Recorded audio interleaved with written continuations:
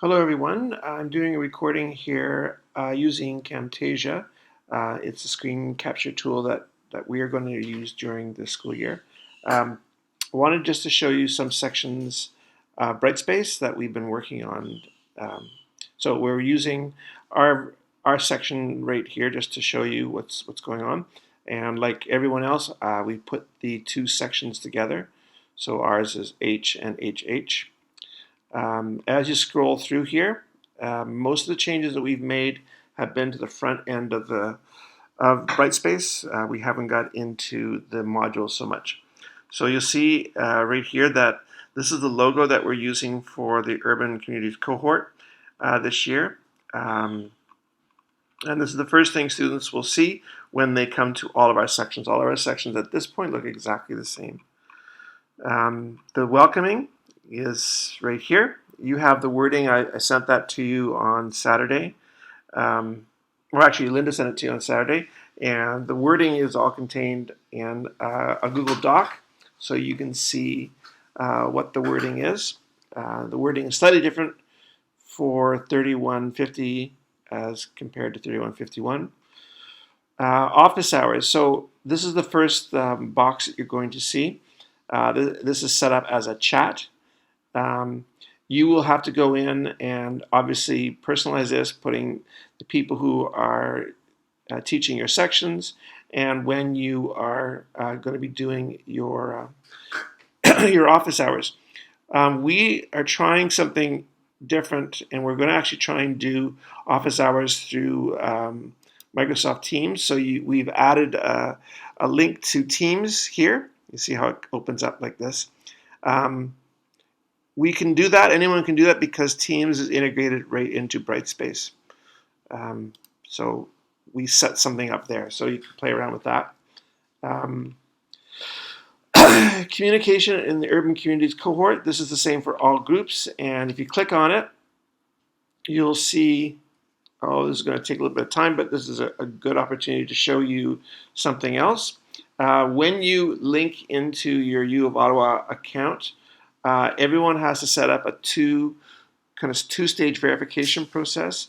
I've done this, so when I log in to my U of Ottawa account here, it's not going to actually let me log in. What you're going to see here is you're going to have to add a verification code. And I'll be right back because I had to get my phone to do this.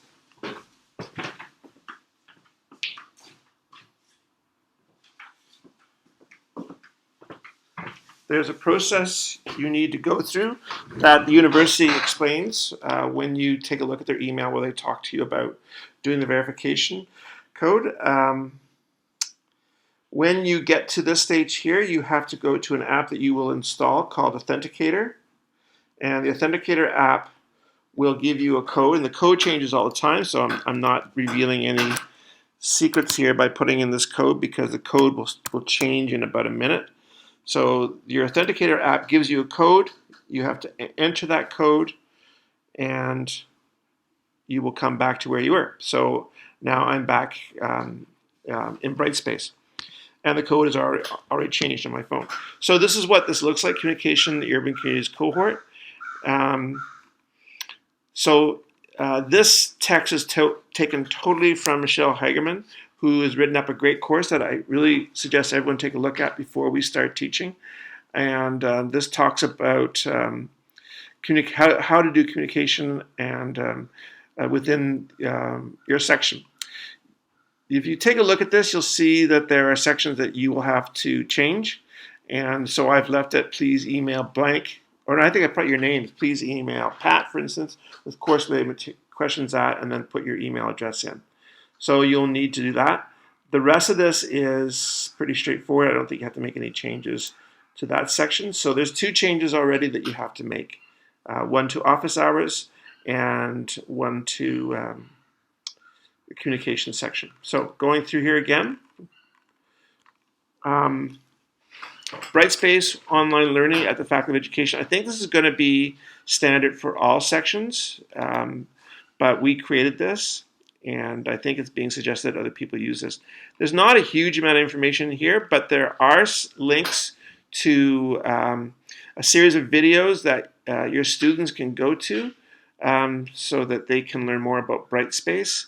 It's not a bad idea to do that yourself because the videos are not bad. They're quite short, and you can see right here there's a YouTube channel for Brightspace, and you can click here and you can link to it. This link up here is a link to a series of videos that are highlighted on the University of Ottawa TLSS site. I think that's the right thing.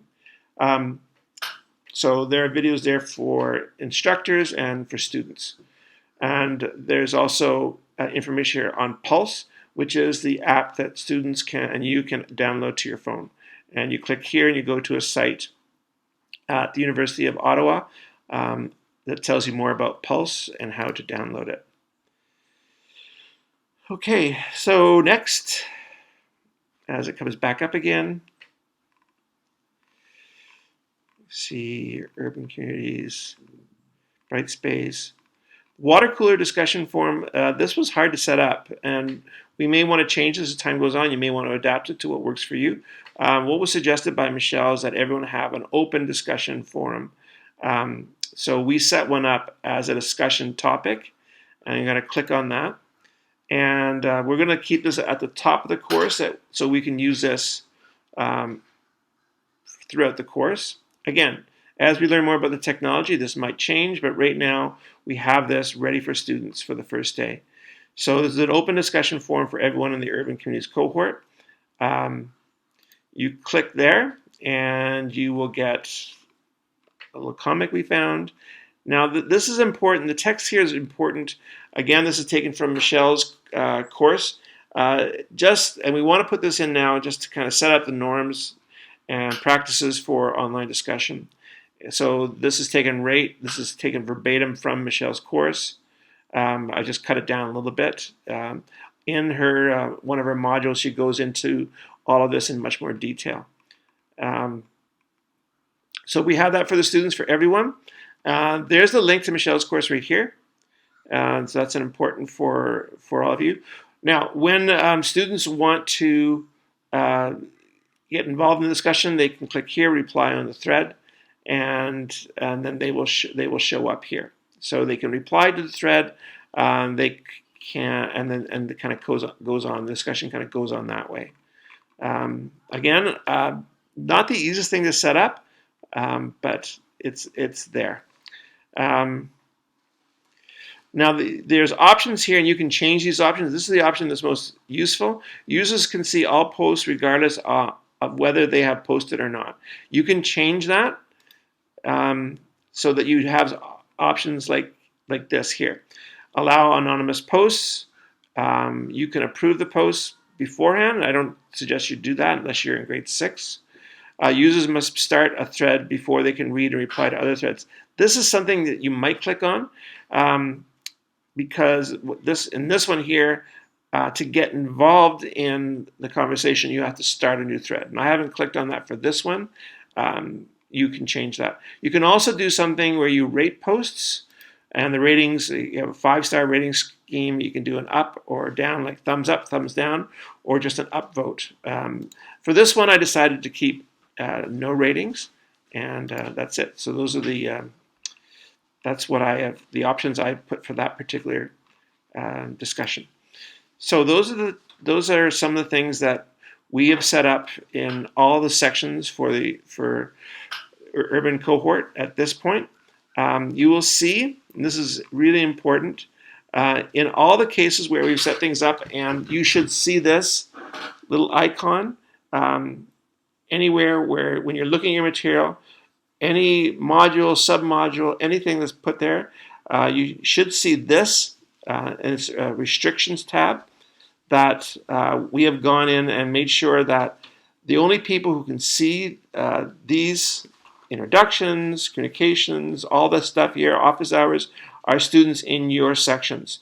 So the restriction has been set up for you in each section that only the students in your sections can see your particular material. And you can check that to make sure that it's there. If you don't have, if the restrictions are not set, then all the students in the whole course will be able to see the stuff that your students are writing. And it doesn't make any sense to do that. If you need any help on setting restrictions, if you're coming up with new sections, I can help you with that. So those are just a few details, and hopefully this is useful, and we'll have a good conversation about this and other things on Monday. So that's the end of my recording, and I'll see you all soon.